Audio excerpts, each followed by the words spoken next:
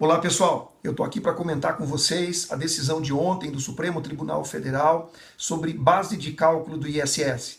Ontem o Supremo deu uma limpada na pauta, no que diz respeito aí a questões tributárias.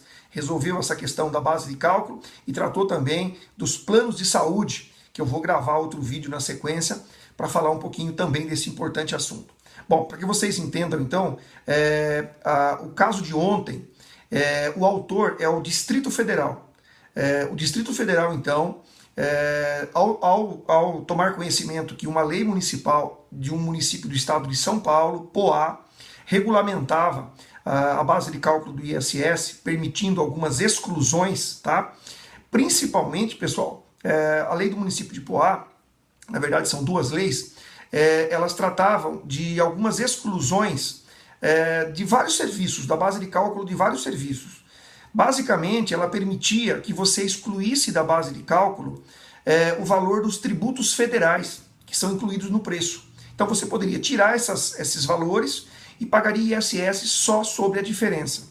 Também uma das leis autorizava os bancos a excluírem o valor do carro, por exemplo, quando fosse feita uma operação de leasing. Então a base de cálculo, evidentemente, para fins de tributação do leasing seria muito menor. Muito bem, o caso então tramitou por um tempo no Supremo. A princípio o ministro relator concedeu a liminar, suspendendo os efeitos desta lei, e ontem finalmente eles entraram no mérito da questão e julgaram aí inconstitucional essas duas leis municipais de Poá. Eu vou ler qual foi aí a tese que sustentou então a inconstitucionalidade. Vamos lá. É inconstitucional lei municipal que veicule exclusão de valores da base de cálculo do ISS fora das hipóteses previstas em lei complementar nacional. Também é incompatível com o texto constitucional medida fiscal que resulte indiretamente na redução da alíquota mínima fixada pelo artigo 88 do Ato das Disposições Constitucionais Transitórias, a partir da redução da carga tributária incidente sobre a prestação de serviço na territorialidade do ente tributante. Então, lembrando, a alíquota mínima está onde?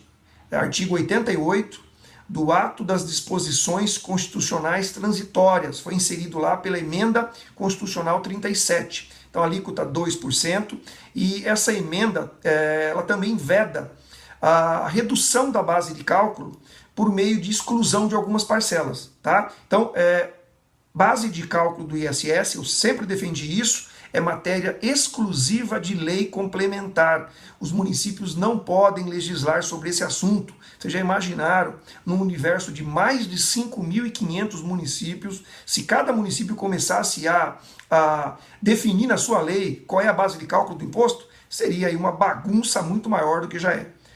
Muito bem, esse caso de ontem, o processo, a medida utilizada pelo Distrito Federal foi um instrumento previsto na Constituição, que ele está previsto lá na Constituição e é às vezes pouco utilizado, é a chamada arguição de descumprimento de preceito fundamental, ADPF. Por meio desta ADPF, então o Distrito Federal conseguiu que a lei de Poá fosse declarada inconstitucional. Muito bem, essa foi a decisão de ontem. Cabe recapitular que, paralelamente a essa ação, já existiam outras 3 ações, e aí não eram, então, ações com essa natureza, tá? Na verdade, eram ações do município de São Paulo contra Poá, Barueri e Santana de Parnaíba. E aí eu estou falando agora de ações que tentavam declarar essas leis inconstitucionais, tá? Muito bem. O processo começou no Tribunal de Justiça de São Paulo, contra os 3 municípios.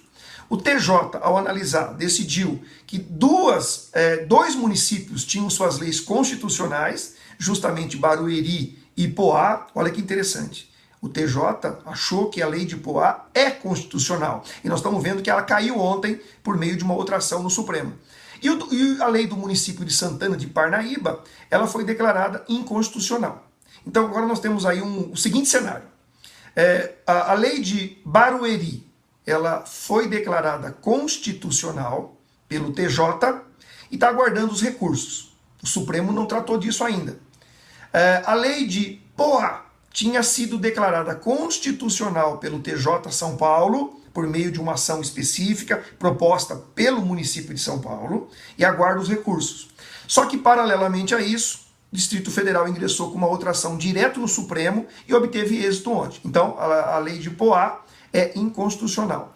E a lei do município de Santana de Parnaíba já tinha caído no TJ São Paulo, que declarou ela inconstitucional.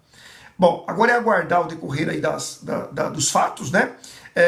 A questão toda é que essa decisão de ontem é muito importante, porque ela foi dada pelo Supremo, né, que tem aí a missão constitucional de garantir, de assegurar que as leis sejam constitucionais, que elas respeitem a Constituição. Então eu acredito que essa decisão de ontem pode sim interferir nas demais decisões. E mais do que isso, ela vai possibilitar que os contribuintes ou os municípios prejudicados ingressem com novas ações contra municípios do Brasil que praticam a mesma estratégia, né? Reduzir base de cálculo por meio de algumas exclusões.